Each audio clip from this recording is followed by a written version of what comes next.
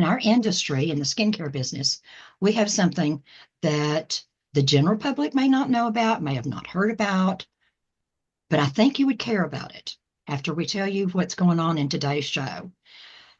It's like the Olympics, except it's in the beauty industry, the skin industry particularly, and it's called the Skin Games. We have today as a guest, so excited about this, an expert in the Skin Games because he has won before and he was chosen. I've got cold chills now. He was selected to participate again for this coming Skin Games.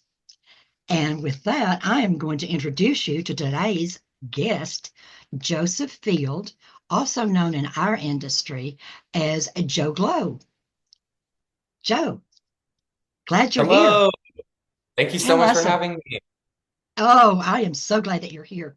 Tell us about the Skin Games. Can you expound on it and just explain what it is and how you got to be selected and got to be a part of it and win? And Yeah. you won.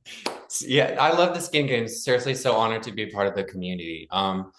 It's a skincare competition that's been around for the last 10 to 15 years. For the last couple of years, I had been eyeing it. They were always at other industry events that I went to, and it always like really resonated with me. I knew that eventually I wanted to compete in the skin games. I knew that it would be a great way to network and really hone in my skills. So previous years, they've just done skincare categories. So all kind of things like acne, peels, anti-aging, holistic, waxing, sugaring, all of that stuff. But last year they introduced 4 massage categories. And one of them was facial massage. And when I saw the post on Instagram and other social medias, like instantly I knew that it was like my year to finally sign up and compete, especially in that facial massage category. Like I really thought it had like my name written right on it. Um, so I called my mom and I was like, Mom, there's this skincare and massage competition in Atlanta that I really want to go to. Will you come with me? And she said yes, of course, with no hesitation. So I took a chance. I booked the airplane ticket and the hotel on a credit card and went out to the skin games. That was in March of last year. Such an incredible, life-changing, literally experience for me. I was able to network with so many incredible and passionate spa professionals that all literally motivate me every day. Like seeing them on my Instagram and Facebook feeds every day out there killing it has really been like a huge motivation for me. So anyway, I competed in the facial massage category, and then there was like a Western wellness Swedish type massage category too. And so I made it to the finals round. I was so excited. The finals round was the next day, so that was like the least I've ever slept in my life. I was just so excited for the next day, and of course, I ended up taking first place, which was just huge, like the biggest thing that's ever happened for me in my career. So yeah, I took first place last year, and of course, I'm going to go back to compete again this year and continue to network and niche and hone in my skills and network with amazing people. So I highly recommend getting involved with the skin games, no matter what your niche in the beauty industry is. There's all kinds of categories for all kinds of peoples. You can get really cool sponsorships from skincare companies to help promote you and make you stand out from other competitors. So I highly recommend getting involved with the skin games. Your mother must have been walking on the clouds, excited about it, and so proud of you. I know she had to be. This, It was it was amazing having her there for like that experience. Like she's always been there to support me, like back in middle school and high school when I was in plays and musicals and tap dancing. And then I told her I wanted to go to massage therapy school, and she was there to support me. And then when I went to Paul Mitchell, she was there to support me. So she's always been like my number one supporter. So having her there in that moment was like exactly the support that I needed and wanted. it helps so much, doesn't it, Joe, to have family support and friend support, because I'm an educator as well. And I've seen so many adult learners that don't have that support backing them up. And what we hear so often is, when are you going to get a real job? Oh my goodness, you have just proven that you can go as high as high as there is, winning the skin games in this industry. So yes, when you took you were a massage therapist first. How long were you a massage therapist before you went to? Did you go for esthetician or cosmetology and everything? Yeah, good question. So I went to massage therapy school first. I did that full time. So it was from like March to October. So it just felt like a really long, awesome, fun summer to me. I graduated when I was 19. I was 20 by the time I was licensed, but that was definitely a big accomplishment.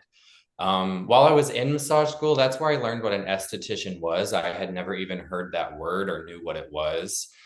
So I graduated in October and then I re-enrolled in school in March. So it was like 4 or 5 months in between, but I really did go right back to school because aesthetics really called out to me. Not cosmetology, hair isn't super my thing, but I was fortunate enough. I got my training in Utah where they also have master estheticians. So Mhm. I was able to get 1,200 additional hours on top of my massage training, which was like huge for gaining practice and networking and learning and, just being able to practice while in school. So that was a huge help to have those additional 600 hours of aesthetics training.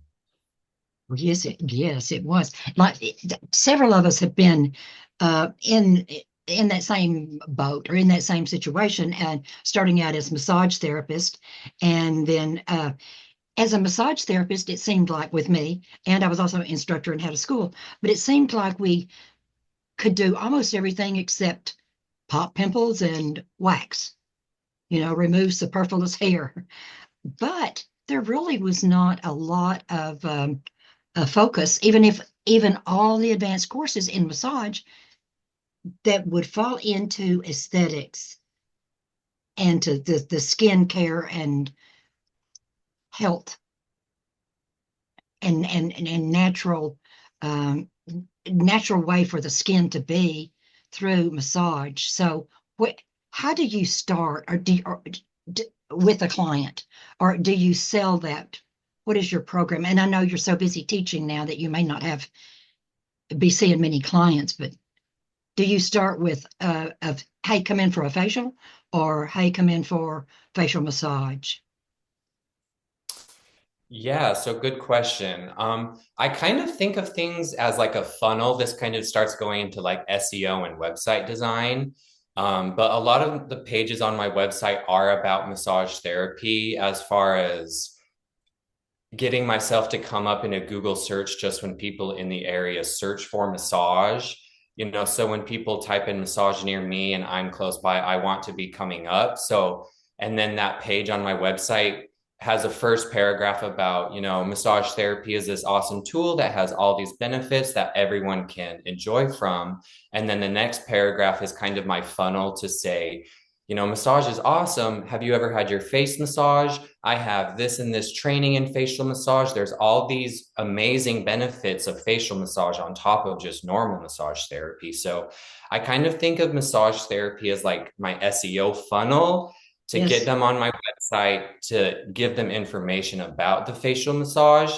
So that way, they can come in and book a normal massage. And then at the end of that appointment, I say, oh, I also do all this really cool facial massage and I sell all these powerful skincare products on my website. So I kind of think of massage therapy as like a segue or SEO funnel to talk about my other skills that I'm a little more proficient in. Do you advertise? Well, yeah, advertise or promote, I guess, like facelift massage or a specific thing, or manual lymph drainage, or puffy eyes or eyebrow lifts through your massage. Do you promote it that way, or just wait and let the client see results? Yeah, great question. So, as far as like adjectives that I use to describe my type of facial massage, I do say lifting and sculpting. Uh-huh. I always bring it back to gravity, like gravity is constantly fighting and pulling our muscles downwards. So, any kind of massage strokes that are going to be like lifting and going against gravity is going to be huge. So, lifting and sculpting are my adjectives that I go for. I'm also currently putting together a package. It's going to be about 8 weekly treatments, and I'm actually going to call it my non surgical Joe Glow facelift. So Yeah. they'll come in every week. They'll get the massage every time. I think we'll just exfoliate every other time, but I'm going to market that as my non-surgical facelift package. A facelift averages about $11,000. So ideally, this package is going to be somewhere in like about $1,000. So I'm going to promote it and say this non-surgical Joe Glow facelift is going to cost you $1,000 for these 8 treatments instead of this surgical facelift that's going to cost you $11,000 and beyond. And then how often will they be coming? Will it be once a week or once a day or once a month? Yeah, so it's going to be once a week. That's just going to help to attract like the most dedicated clients, which for Yes. this kind of treatment Hmm. procedure we obviously want. So we are going to go for weekly treatments. Usually when I work with a client for like body massage and they have, maybe like certain ailments going on, I usually go for 2 weeks. But here, where we are going for lifting and wanting to keep those muscles lifted, I'm going to go for a weekly treatment of the facial massage protocol. Yeah. We haven't discussed this before, of course, I think everybody knows Joe's a friend of mine. Joseph's a friend of mine. What about if somebody has a metal plate? I have run into so many clients that some have composite, but some are metal plates in their face from when they've had some kind of traumatic injury or accident or something. Do, how is that going to affect doing a facelift or a facial massage? Or is Yeah, it going great. to affect? Yeah, great question. So, one of the things that I go over in theory in my classes is the importance of having a thorough client intake process for every single client that you Oh, yeah. have. You need to know exactly things like that. You need to know if they've had invasive surgeries, accidents, injuries, metal implants, pacemakers, all kinds of things. So, every client, you absolutely have to perform a thorough client intake for advanced facial massage.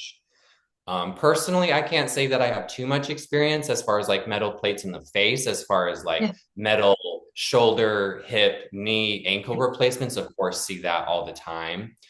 So that's when you're Mm. just going to want to make sure you perform your thorough client intake and kind of assess the situation. If they do have a metal plate in one side of their face, I mean, you're probably not going to be able to lift that because that's pretty fixed. So, Yeah. kind of accommodating your treatment plan.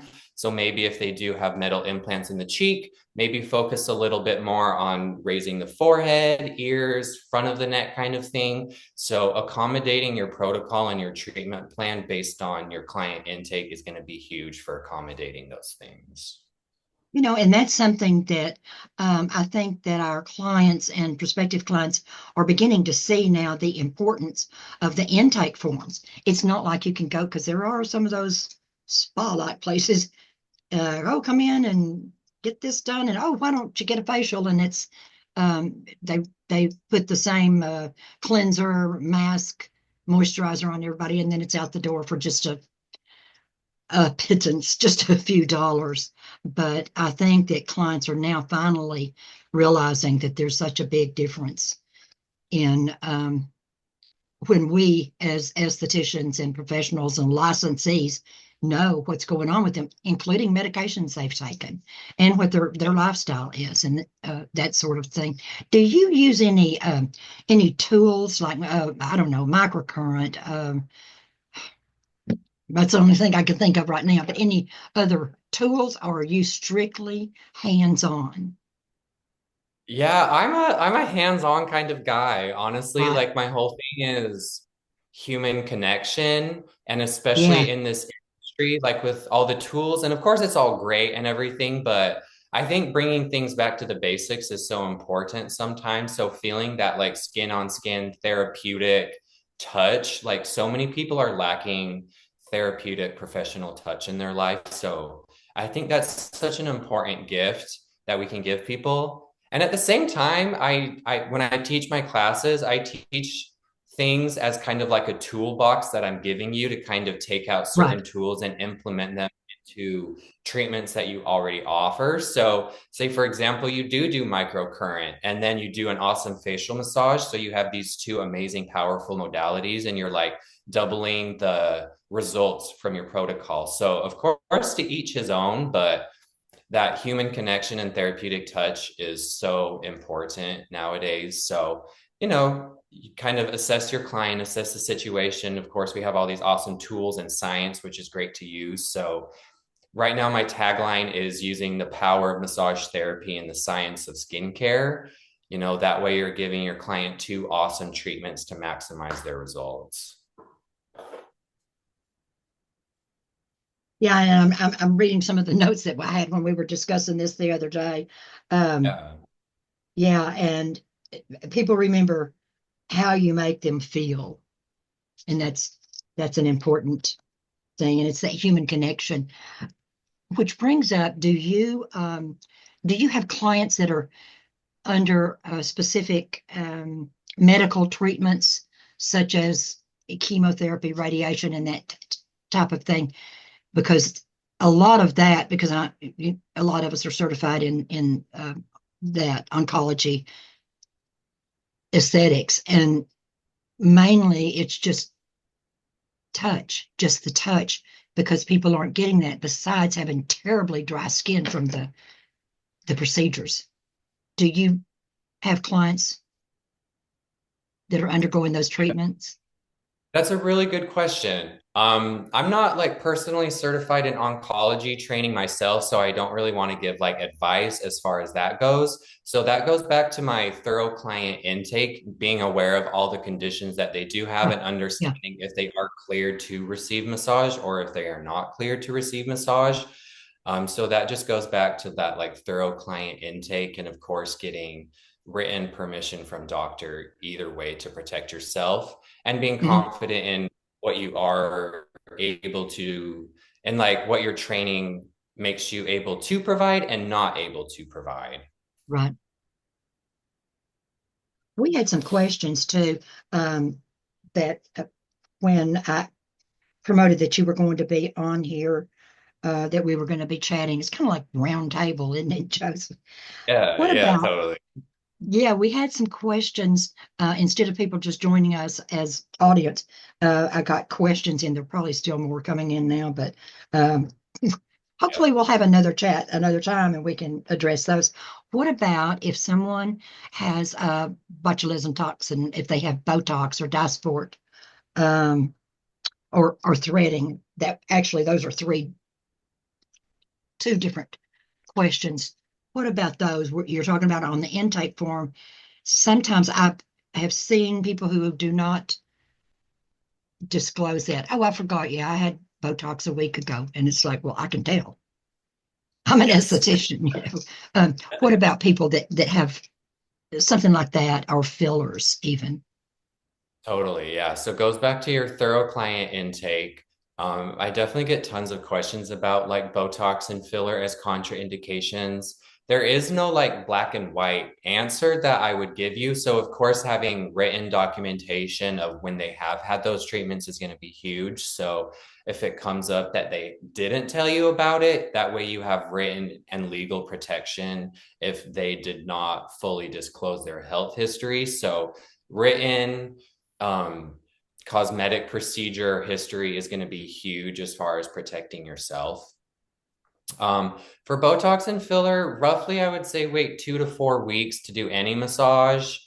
After 4 weeks, you're probably okay to massage over areas that receive Botox. As far as filler goes, I would indefinitely refrain from directly massaging any areas that receive the filler just because you might be moving it and changing the Yeah, shape and so many like unknown risks. At the end of the day, if you're not 100% confident, get a doctor's note. So if they have had these treatments and it's at like the 3 or 4 weeks and you're not sure, get a doctor's note. Perform massage in different areas. So maybe you do more of a hand and arm massage. As far as threads goes, I would definitely just go for doctor's clearance on that one. Like yesterday, I had a lady that had a full body lift a year ago.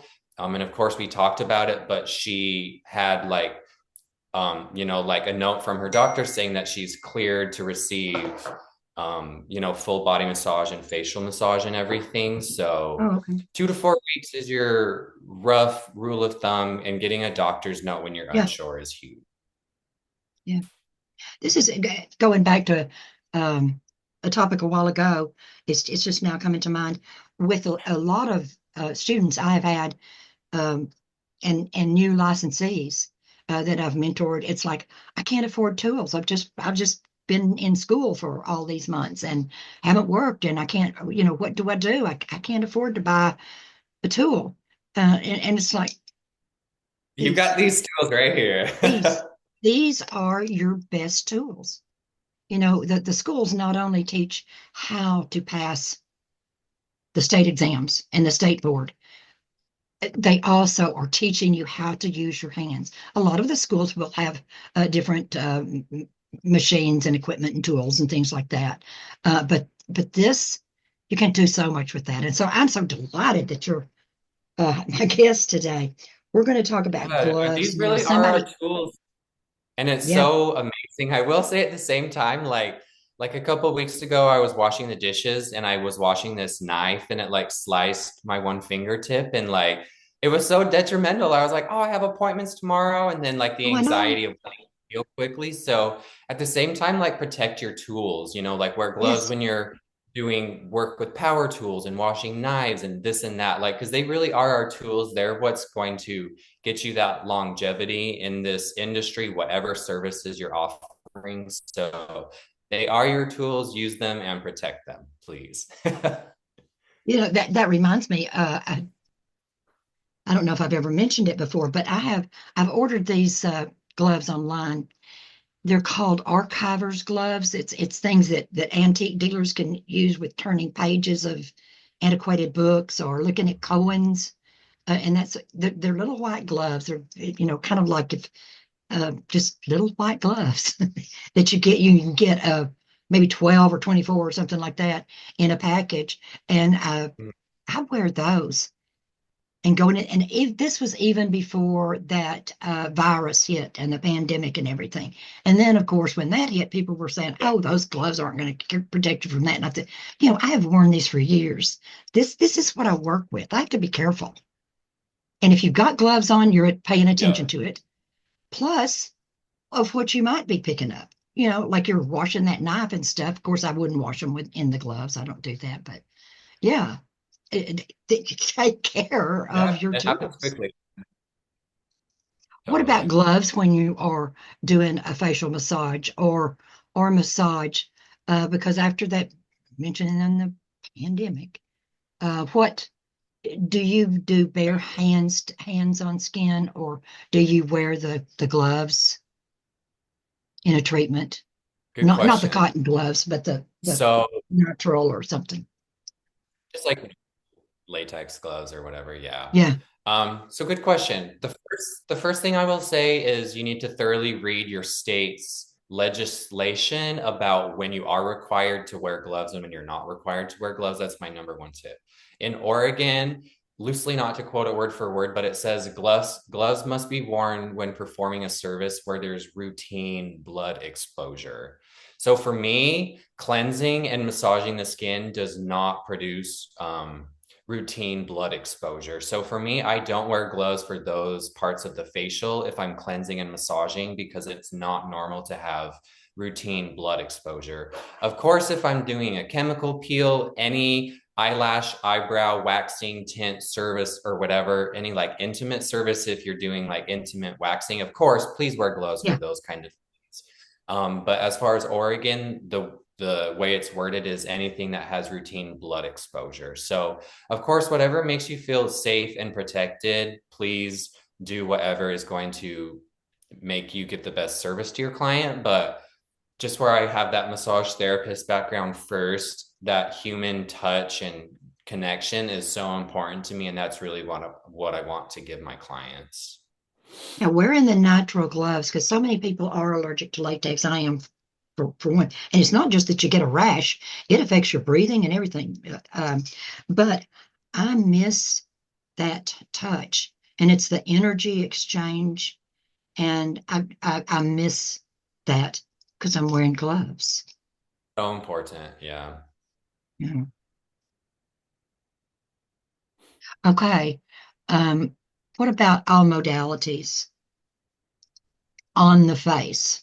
Do you use effleurage, petrissage, depultment, or is it just one that you're using? Is it the same when you're doing a Swedish massage or body massage? And are there trigger points in the face? Good question. As far as modalities, actually part of the theory for my classes is reviewing all the different types of massage. So that's like effleurage, petrissage, depultment, vibration, and friction. So I do go over all of those different types of massage and explain them because we do talk about that in massage school, but most likely not in beauty school. So for example, like the whole point of skincare is creating controlled injuries in the skin to prompt itself to heal. And that also includes creating blood circulation, especially like blood pooling, because that's going to bring in that freshly oxygenated blood into the skin. So, especially for like petrissage, which you think about like kneading motions or like picking at the muscle off of the skin, Mhm. that's going to be amazing for blood pooling and creating that circulation. So absolutely, I'm going to want to be doing petrissage in my treatments. Effleurage is long connecting strokes, which are really great opening and closing strokes. And especially like when I take things down to the neck, arms, that's usually what I'm doing is a lot of flat-handed connective effleurage strokes. Um, for clients that have like a hard time loosening up, like we all have those clients that they like tense or they like help move themselves and don't really Yes. relax. That's where I really like to go in with some vibration. When I'm doing my vibrations, which is kind of discussed as like trembling Oh, yeah. motions, that's where I'm trying to get like the nervous system to freak out, to stop freaking out and to calm down. So that's kind of my tool that I use to help a client relax if they're being really tense and like moving themselves and not allowing themselves to experience the full treatment. So that's how I use like a vibration in my treatment. Depultment is really important in a treatment too. I like to think of it as kind of like a closing sequence. I don't necessarily use depultment right on the face. So usually what I'll do is go for kind of like a rocking shoulder compression. And Oh, so I okay. might do some depultment there, do like a rocking compression of the shoulders. Where I do like to do depultment to end my service and bring them back to reality is on like the lower legs and feet.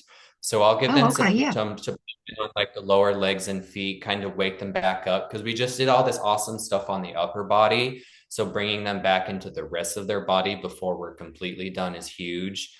So I'll tap, tap, tap, tap, tap down their shins, on the top of their foot, on the bottom of their foot.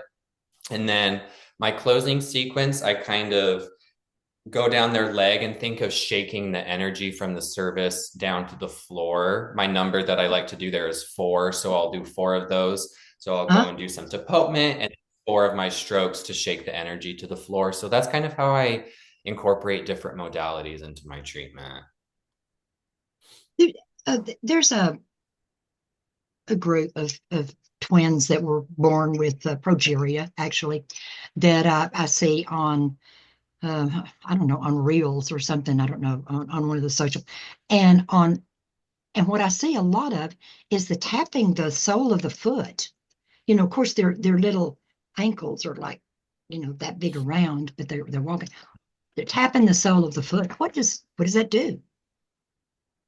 For me, it's bringing like awareness into their own body. When I was first a massage therapist, my tagline was kind of about like bringing awareness to people's own body.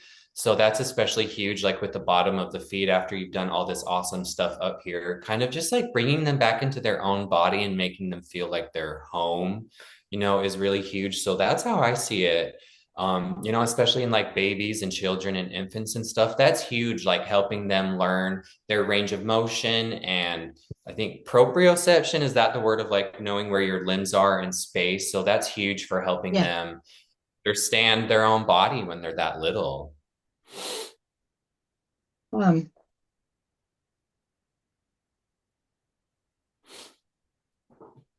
Then, what about we were talking about gloves, no gloves, or skin eruptions or something. If in Texas, we do not have to, we're not required to take bloodborne pathogens course. I've taken it, and I think it's very important. And it seems like estheticians should be taking bloodborne pathogens course, and I'm, certified in it. I took it when I was taking a tattoo course many years ago before it was really like popular. Um, and it was for the makeup, and the reason I was taking it was because I wanted to learn the makeup. I mean the tattoo removal, and that's, Mm. I didn't want to tattoo eyebrows and lips and things like. I wanted, and what we used was the saline, but that's where I got another course in bloodborne pathogens, and I've found them since then, the bloodborne pathogens, um, of course, and taken it just because I'm a perpetual student, I guess. Um, Yes, you should. You also. where are you licensed, in Oregon and Utah, or where are you licensed, and do you have that requirement to take that course? Yeah, so I'm a massage therapist and an esthetician in Utah and Oregon. I practice in both. I live in Oregon, but my family lives in Utah. So whenever I go there, I take some appointments. Of course, I got that training when I was in beauty school. I remember doing like the practical test at the state, and like you had to like simulate the doll bleeding and then like putting the band-aid into the Ziploc and like zipping it up and double bagging it and then like putting it in the trash or whatever. Yeah, In Oregon this year, they actually are requiring you to retake that bloodborne pathogen course every year, which I think is great. Like we all should every know year, that, but refreshing every every year or year. 2 years. I can't say I know for sure off the top of Yeah, my head because they just did change it at the beginning of the year.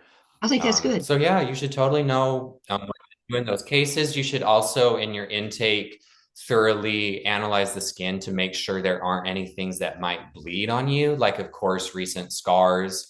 I would say the biggest thing is like grade 3 and 4 acne, like those really deep inflamed papules or pustules. I would say that's most likely what's going to get you in trouble as far as potential bleeding, So if they are having like hormonal breakouts on their jaw, I would probably avoid aggressively massaging that and do more on like the forehead and upper cheek, maybe go for some acupressure points on the jaw. So, of course, before having to deal with your client bleeding on you, thoroughly analyzing their skin and avoiding things that could bleed is going to be huge to save you in that situation. If somebody does have something, any kind of acne, because there are several different types of acne, um, do Yeah. you massage over blemishes, breakouts, or do you do myofascial release also? Uh, I don't want to do it on one side and then, yeah. Do you do the myofascial release and the Yeah, roll? Yeah, good question. It's going to be different for every client. So most importantly is like tailoring the service and treatment for each individual client. Um, Usually my go-to when they do have those breakouts is like acupressure type massage. You could do kind of like skin rolling techniques, but that's also going to be increasing circulation around those areas, which probably isn't like super ideal if we are Yeah. having any like inflamed acne. So overall, I would say avoid like massage that is going to be creating blood flow like myofascial release and petrissage. Save those for other areas and just go for kind of pressure point massage around like breakouts and stuff. Yeah, and that could spread the bacteria also, couldn't it? Yeah. And that's huge too, for sure. Seemed like there was something else that I was thinking of along that line on the with the acne and the mild. Oh, trigger points. Yeah, I got one. Are there trigger points in the face that you release? Yeah, good question. If I'm there's not like a a knotted huge muscle. Yeah, I'm not like a huge expert as far as like trigger point release. That was one modality in massage school that never super resonated with me. However, I will say absolutely the number one thing that I hear after my first time massaging a new client's face is they were unaware of how much tension we do hold in our face. And this goes for so many things. One of the things I think of is like TMJ, jaw clenching, teeth Yes. grinding, all different kind of conditions contribute to that. Also, our face expresses emotion all day, every day, nonstop. Like we're constantly expressing emotion with our face. So especially like wrinkles up here and 11s and things like that are huge. And then we all look at screens all day, hunched over looking at screens and typing and scrolling through reels and other apps and whatever. So there is so much tension in our face without even having to like localize it to a single point of just providing like a truly comprehensive treatment of massaging the face, scalp, neck, décolleté, arms, hands, giving them that truly like full body experience is huge because we all have tension in our face and so many people are unaware of it. Do you when you're doing I'm calling it facial massage, that treatment, do you also do, oh, I do face neck décolleté in a facial, but and you keep mentioning the arms and hands. Do you do that with every one on your facial massage, working the arms as well? Good question. So, like cleansing and exfoliating and mask, I'll do from hairline all the way to décolleté and about the tops of the shoulders. But I also Huh? get the back of the shoulders and the back of the neck. So, as far as like treating it, I'll do from hairline to here, about to here. I want to get that whole décolleté. So, when you've got on Yeah, whatever dress or whatever, that the whole chest looks amazing. From here down to the hand, that's when I'll just use my jojoba oil, which is an amazing hydrating product as well too. So, but I always go for treating the skin from here to here. Like yeah, yeah. here is always receiving all of the skincare products, all the exfoliation, all of the cleansing, all of this and that. That's in all of my treatments as well. I know there are several that will just do a face, and it's like, ugh. And then there's an extra charge for this. I I'm uncomfortable working the hands anymore. It seems, well, I guess maybe since the pandemic or something, because I have clients wash hands before they come in, and then I've got a thing to clean their hands. But then after I do that, because there's something, you said you're using the jojoba, then what do you clean that off of your hands or gloves, whatever you're using, or go to the face again with that using the same Yeah, so product? I mean, as far as yeah, I mean, all jojoba oil everywhere. So hair, face, Oh, okay. ears, jojoba oil gets everywhere. And Oh, okay. eventually I want to have like my own private labeled jojoba Good. oil with this of being able to use it to emulsify any mask or any other cleanser, or mostly mask, but just to kind of emulsify it and make it go a little bit farther and help really drive it into the skin a little bit more. Yeah. Um, yeah, I get what you mean with hands. It can be kind of weird. Of course, like if I doubt that my client doesn't have basic hygiene, I probably don't want them as a client anyway. I I know. will say Yeah. that a hot towel can go a really far way. You can call it a hot towel treatment, put some essential oil on it, put their Yeah. hand in it, leave it on for a couple minutes. That's a good way to really luxurize your treatment without doing anything like complex or anything. So Yeah. a hot towel treatment can really go a long way. And that goes for feet too, giving like a nice little wipe before working the feet can really go a long Mhm. way. What, about how long does a treatment last? Like an average treatment, not someone's first time when you're going through the consultation and intake forms and analysis and that sort of thing.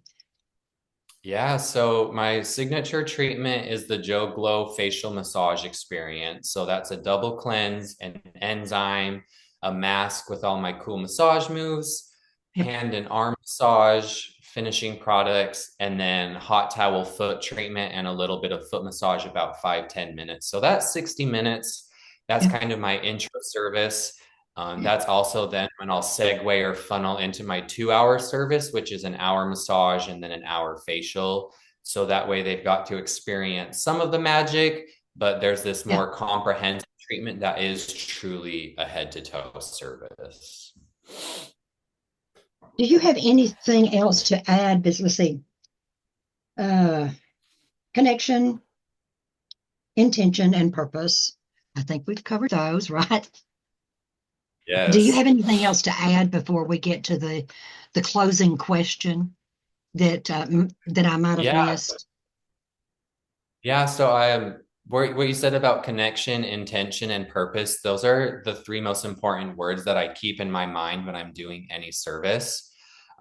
Especially being present and being intentional in your services is huge. Whatever you offer, whether it's like hair, skin, nails, massage, tattoo removal, whatever you're doing, it's all about intention and being present with your client. So just like a couple tips that I have for that. If you have any like breathing or intention setting ritual before and after Mhm. your service, that's amazing. That's huge. Focusing just on your client in this moment. Like for me, I always have thoughts going through my mind. So like writing down my to-do list before a service so I can forget about those things and truly give my all to that client is huge. Of course, having your phone put away is really big. It seems weird to say that, but a lot of us do keep our phone right by us while we're working. I know back in beauty school, like we'd put a towel on our client and like be on our phone, which is not how things should work. So for me, I put it away. I put it on do not disturb, have it completely out of sight, out of mind. That way, that's another way that I can truly give my all to my client. Um, and then, so connection, intention, purpose, know exactly what you're doing, be confident in the services that you do offer. When you have a client come in, and maybe I had a client come in and they're upset about their sagging skin and lack of muscle tone in their face, great. Those are things that I would love to help you with. Maybe a client comes in and they want someone to wax their legs every 2 weeks. I'm not that person to do that service for you, but I know this super awesome provider in town. Let me get you in contact with them. They have a safe, clean, professional Yeah. waxing environment, and they would love to have you as a client. So being confident in what you do and don't offer is really big in this industry, I think. Ah, yes, yes. I no Yeah. longer offer waxing. I say Which, niche. And if you want to be that person that does everything, that's great. Go for it. But really niching down, like what I say in this instance is like, when you wake up in the morning, what services do you see on your schedule make you really excited to work and what make you not excited to work? And whatever the ones that don't get you lit and hyped up to go to work, take it off your menu, focus on what you're really good at, and you will attract your ideal clientele. oh, that's such a good point. Yes, absolutely. Yeah. I like that. Um, so you're offering classes, and of course, this is going to be on YouTube and a podcast and everything uh, into perpetuity. So Yeah, I know absolutely. that, you know, giving the specific dates, you can do that, but it means for this year and in the next few months. Let us know a little bit. Let's say you've got a class in the Dallas area, which is in Richardson, coming up in April, and then you've got a class coming up in Utah, and then you're going to be at the Skin Game. So can you fill us in on some more information on that and details? Now, I do want to say that in the description of this, y'all, the audience, the viewers can or listeners can go to the description and find the contact information for Joe, and then he can get back with you or his people can talk to your people. So, I am my so people. It's me. yeah, I know I'm my people too. Um, So, Joe, Yeah, can you so tell us? tons of upcoming classes, which I'm really excited about. Last year, I was doing kind of my intro classes. So it was just an hour long, a quick theory and anatomy overview, and then a demo of my technique. This year, I'm starting with full day classes that'll be 5 hours long. They'll get theory, anatomy, client intake process. You'll get to watch my demo, and then it's going to involve each student giving and receiving an hour of practice. I know for a fact that it truly helps you learn to help another student learn. That way, you get to feel the amazing effectiveness of the techniques and have just that much more desire and passion and drive to do it on the clients. So yeah, this year I'm going to be starting with the full day trainings. I have one in 2 weeks in Portland that's completely sold out that I'm super excited for. And then my next one is going to be in Salt Lake City at Myotherapy Massage College on Sunday, March 23rd. So that's going to be a 5 hour training with my theory, anatomy, client intake. You'll get to give and receive an hour of practice. And of course, anytime you take a class from me, that includes lifetime support from me to help you with questions, hone in your technique, anything like that. My number one goal with everything that I'm doing is to help you succeed. I want to help everyone be successful because there's room for us to all be successful. There is. And then, And that's generous, so generous of you. I want to point that out. That is so generous of you because not every um, educator or person who has a class or sells a product yeah, has that to offer. And this it's fantastic that you're offering that, Joe. thank you so much. And then, yeah, in Dallas, it'll be in Richardson at Healing Hands. That one's going to be Sunday, April 6th. So I'm really excited for that one too. That's like my first class in the Midwest. So I'm really excited to be expanding. And then later this fall and winter, I don't have dates finalized, but I'm going for a class in the Triad somewhere in North Carolina. So probably Greensboro or Yeah. Winston-Salem and somewhere in the Northeast, probably like New York City or Philadelphia. So those are coming up. I'm also filming my online course too. So for SDs and massage therapists not in metropolitan areas, that's going to be launching at the beginning of March too. So hang tight for that too. And then the Okay. Skin Games is at the beginning of March. The Skin Games this year is March 6th to 9th in Atlanta, Georgia. You can attend the event even if you're not competing, which I highly recommend just being there and seeing what it's all about. You literally get to watch live competitions. They have all kinds of classes, guest speakers, panels. They do a spa tank kind of thing. The awards show is so fun, so like exciting to be at. It makes me feel so fancy and everything. So Skin Yes. Games, March 6th to 9th. Follow them on Instagram at the Skin Games. Get connected, please. And the energy of the event. It's just the energy. It'll feed you It's for a year. It really is so inspiring to me to be Yeah. there with all those other successful spa industry professionals and have them to look up to and inspire me. It's been so huge. Oh yeah. Yeah. And then you're actually friends for life after that. Yes, totally, You know. totally. Okay, so make sure that you look up the information that's going to be in the description to like and share and subscribe and pass along the information Yes. for My Joe. website and Instagram information, the best way to connect with me would be to follow me on Instagram. And then Okay. on my website, you can subscribe to my newsletter. You just scroll to the bottom, type your name and email, and that's the best way to keep updates about future trainings and the online course release too. Okay. And yeah, yeah. Okay. So what is your website? I know I've got your email, but that's not your website. What's your Yes. website? Yeah, my website, it should be in the description that I sent you, but it's joeglow.co. Yeah. Okay. Sounds good. That's good. Yeah, nice Okay. and short, joeglow.co. Yeah, we're going to end this and sign off with a after you answer, respond to the final question. Who or what was your influence or inspiration to get you where you are today? And it's not where you are today with this show or just going to, not just, but going to the skin games, but your whole environment, your whole profession, and what you're doing and your mission. Who or Yeah, what yeah. influenced you, or was your inspiration? Yeah, so I mean, since I was in aesthetic school, I really did always have that passion for facial massage and facials and skincare products. So I just really leaned into that and let myself follow it. About 2 years ago, I connected with the group called Mecca in Arizona. Moto is the leader of the organization, and it stands for Men's Esthetician Conference and Associates. And the point of the conference is to empower male estheticians in this industry, and of course, honor all of the amazing estheticians that make up this industry.